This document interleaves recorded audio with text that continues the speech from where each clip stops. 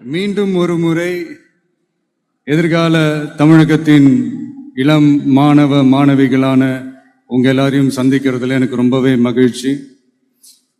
அதாவது இந்த ஒரு பாசிட்டிவ் பவர் இருக்கிறவங்கள பார்க்கும்போது ஆட்டோமேட்டிக்கா ஒரு எனர்ஜி, ஆட்டோமேட்டிக்கா ஒரு கெமிஸ்ட்ரி ஒன்று ஒர்க் அவுட் ஆகும்னு ஒன்று சொல்லுவாங்கல்ல, அது இன்னைக்கு காலையிலேருந்து எனக்கு பயங்கரமா ஒர்க் அவுட் ஆயிட்டு இருக்கு.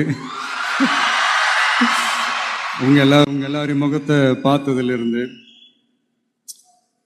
ஸோ மை டியர் குட்டி நண்பா நண்பீஸ், இந்த மாதிரி ஃபங்க்ஷன்ல சின்னதா ரெண்டு நல்ல விஷயம் சொல்றதை தாண்டி வேற என்ன சொல்றதுன்னு எனக்கு தெரியல. நீங்க எல்லாருமே இப்போ அடுத்த ஒரு கட்டத்தை நோக்கி போறீங்க. உங்க கெரியரை சூஸ் பண்ணக்கூடிய அந்த கட்டத்தை நோக்கி போறீங்க.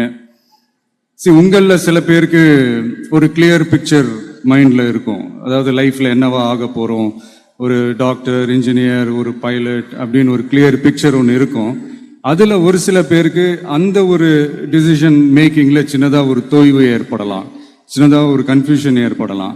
அவங்க எல்லாருக்குமே நான் சொல்லிக்கிறது என்னன்னா, எல்லா துறையுமே நல்ல துறை தாங்க. நீங்க எதை தேர்ந்தெடுக்கிறீங்களோ அதுல உங்களுடைய முழு ஈடுபாட்டோட உங்களுடைய 100% உழைப்பை போட்டீங்கன்னா அது யாரா இருந்தாலுமே வெற்றி நிச்சயம்தான். அதனால உங்களுக்கு பிடிச்ச துறையை நீங்க தேர்ந்தெடுங்க. அதுல இருக்கிற ஆப்ஷன்ஸ் எல்லாம் ஃபர்ஸ்ட் தெரிஞ்சுக்கோங்க. உங்க பேரண்ட்ஸ் கிட்ட டிஸ்கஸ் பண்ணுங்க, உங்க ஸ்கூல் டீச்சர்ஸ் கிட்ட டிஸ்கஸ் பண்ணுங்க. இந்த கெரியர் கைடன்ஸ் கொடுக்கறதுக்கெல்லாம் நிறைய பேர் இருக்காங்க, இந்த கெரியர் கவுன்சிலிங் கொடுக்கறதுக்கெல்லாம் நிறைய பேர் இருக்காங்க. அவங்க எல்லாரையும் மீட் பண்ணுங்க. இந்த மாதிரி ஒரு சந்தர்ப்பத்தில் நான் என்னுடைய ஒரு சின்னதாக ஒரு கெரியர் கைடன்ஸ் உங்ககிட்ட ஷேர் பண்ணணும்னு ஆசைப்படுறேங்க. பொதுவாக நம்ம ஒரு துறையை தேர்ந்தெடுக்கும் போது அதில் எவ்வளோ டிமாண்ட் இருக்குது அப்படின்றத நம்ம பார்ப்போம் இல்லையா. ஃபார் எக்ஸாம்பிள், மருத்துவம், பொறியியல் மட்டும்தான் நல்ல ஃபீல்டுன்னு சொல்ல முடியாது. இன்னும் சொல்லப்போனால் நம்ம தமிழ்நாட்டில் உலகத்தரத்தில் டாக்டர்ஸ், இன்ஜினியர்ஸ், லாயர்ஸ்லாம் அதிகமாகவே இருக்காங்க. இங்கே நம்மக்கிட்ட என்ன இல்லை அப்படின்னா, இங்கே நமக்கு எது இன்னும் அதிகமாக தேவைப்படுது அப்படின்னா நல்ல தலைவர்கள். நான் தலைவர்கள்னு சொன்னது வெறும் அரசியல் ரீதியாக மட்டும் சொல்லலை. இப்போ நீங்கள் ஒரு துறைக்கு போறீங்க, அதில் நீங்கள் சிறந்து விளங்குனீங்கன்னா அந்த ஒரு தலைமை இடத்துக்கு உங்களால் ஈஸியாக வர முடியும். அதைத்தான் நான் சொன்னேன், இன்னும் நமக்கு நிறைய தலைவர்கள் தேவைப்படுறாங்க அப்படின்ட்டு. அது மட்டும் இல்லை, ஃபியூச்சரில் அரசியலும் ஏன் ஒரு கெரியர் ஆப்ஷனாக வரக்கூடாது, அப்படி வரணுன்றது என்னுடைய விருப்பம். நல்லா படிச்சவங்க அரசியலுக்கு வரணுமா வேண்டாமா? உங்களை தான் கேட்கிறேன். நல்லா படிச்சவங்க அரசியலுக்கு வரணுமா வேண்டாமா? நல்லா படிச்சவங்க தலைவர்களாக வரணுமா வேண்டாமா? ஓகே, ஆர்வம் எனக்கு புரியுது. பட் இப்போதைக்கு படிங்க, மீதி எல்லாம் அப்புறம் பார்த்துக்கலாம்.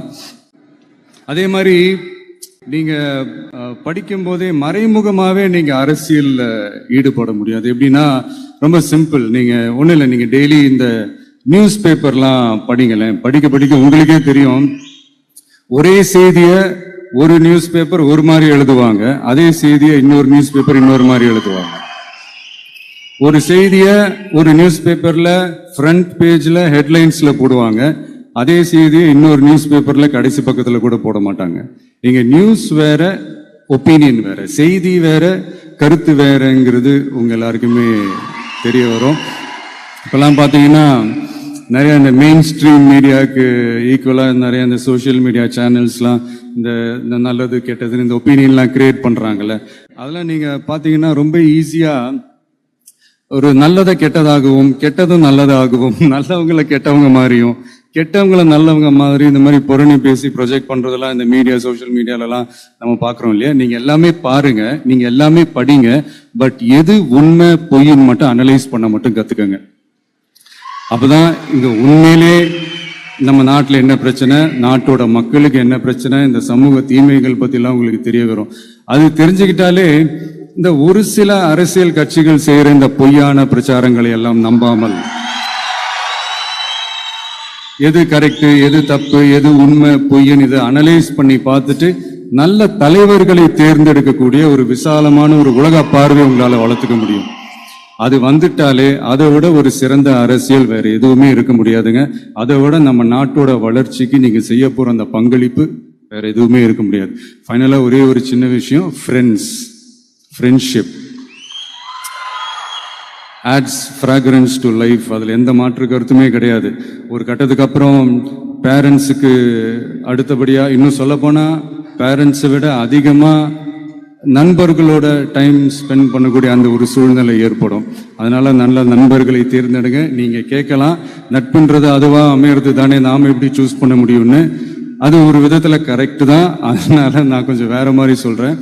இப்போ உங்களுடைய இந்த நட்பு வட்டாரத்துல இப்ப ஏதோ ஒரு விஷயம் தப்பா இருக்கு அப்படின்னா, இப்போ அதுல சில பேர் இந்த தவறான பழக்கங்களில் ஈடுபட்டிருந்தாங்கன்னா முடிஞ்சா அவங்கள நல்வழிப்படுத்த பாருங்க.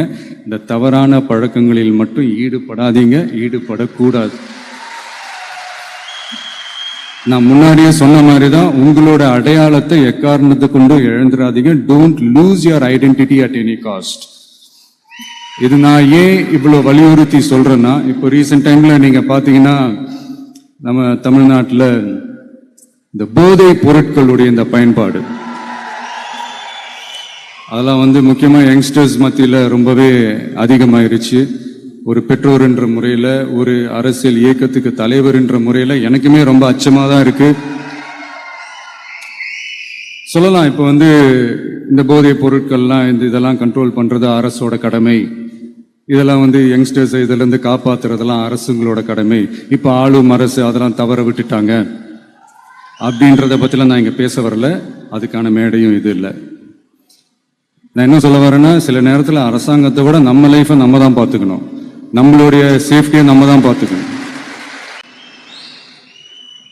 ஸோ உங்களுடைய செல்ஃப் கண்ட்ரோல், உங்களுடைய செல்ஃப் டிசிப்ளின் அது மட்டுமே வளர்த்துக்கோங்க. Say no to temporary pleasures, say no to drugs. எனக்காக இது ஒரே ஒரு வாட்டி ரிப்பீட் பண்றீங்களா? Say no to temporary pleasures, say no to drugs. இன்னும் ஒரே ஒரு வாட்டி please. Say no to temporary pleasures, say no to drugs. Thank you. இந்த உறுதிமொழியை நீங்க எல்லாரும் எடுக்கணும்ட்டு ரொம்ப தாழ்மையுடன் கேட்டுக்கிறேன். மற்றபடி வேற ஒன்றும் இல்லை. இந்த தேர்வில் தேர்ச்சி பெற முடியாதவங்க, நினைச்ச மாதிரி மார்க்ஸ் எடுக்க முடியாதவங்க ஒன்றும் லைஃப்ல எதுவும் டிசப்பாயிண்ட் ஆகாதீங்க. வெற்றி தோல்வி ரெண்டுமே ஈக்குவலா பேலன்ஸ் பண்ணி போக கத்துக்கிட்டாலே போதும். தோல்வி நம்ம கிட்ட வர்றதுக்கே பயப்படும்.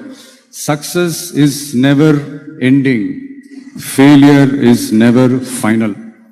So இது மட்டும் புரிஞ்சுக்கோங்க. நான் 3ஆம் தேதி மீட் பண்ண போற அந்த செட் ஆஃப் ஸ்டூடெண்ட்ஸ் அண்ட் பேரண்ட்ஸுக்கும் சேர்த்து தான் இன்னைக்கு நான் பேசுறேன். ஏன்னா மறுபடியும் இந்த மாதிரி அட்வைஸ் பண்ணி அவங்கள நான் போர் அடிக்க விரும்பல. ஏன்னா ஜென்ரலாகவே தெரியும் அட்வைஸ் பண்ணவங்க எல்லாருக்கும் பிடிக்காதுன்னு. ஏன்னா நானும் அப்படிதான்.